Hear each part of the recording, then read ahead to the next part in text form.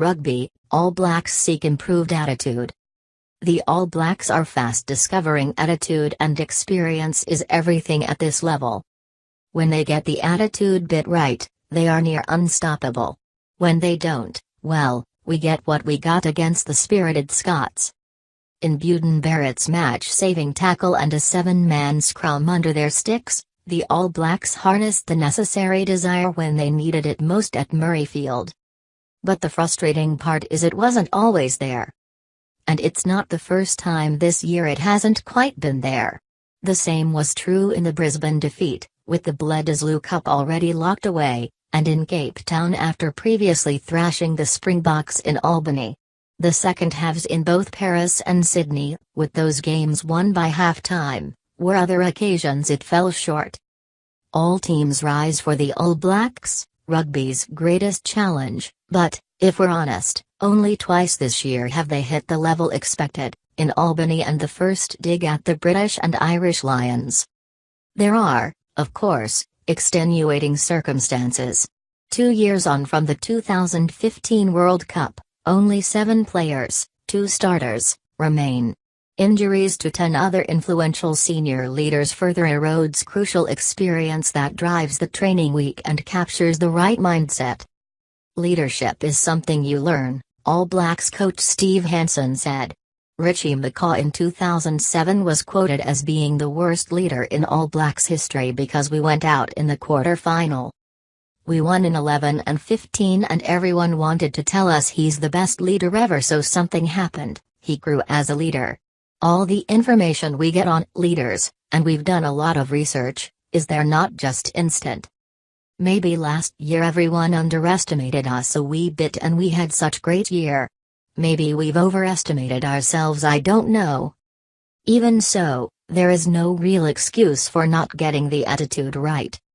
Maybe the All Blacks, like many of us, were guilty of thinking it would come easy against a Scottish side decimated by injuries and coming off a narrow, unconvincing win over Samoa. Sure, Scotland deserve credit.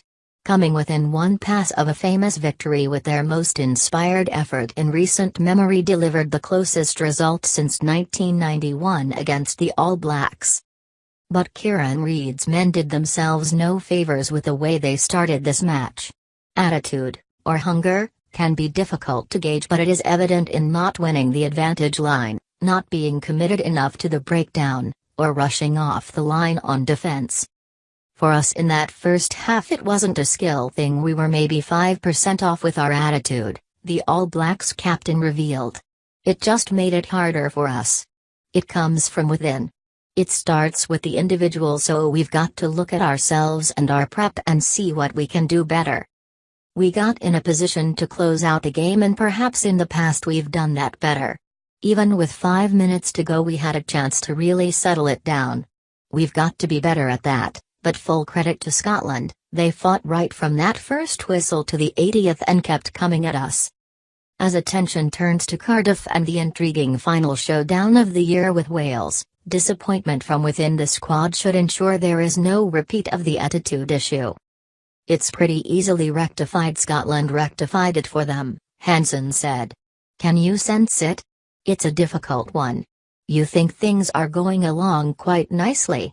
There's little things that give you alarm bells, but by the time you see those it's usually too late. In typical Hansen style, he compared proper preparation to cleaning windows. When you're really desperate and urgent you get the corner bits, and when you're not you don't, and you still think the window is clean when it is not. They've got an opportunity in a week's time to play a really good test match. It's the last of the year and they'll want to do it really well. Not for the first time, Hansen batted away probes about Gatland's threat in his book to reveal dirt on the All Blacks, but their fractured relationship is sure to be the elephant in the room this week. Like everyone, they're starting to try and play some football, which is good. He's gone away from what he normally does, going round the corner, to trying to use his forwards in a different way and hold some of them on the short side and use the ball more.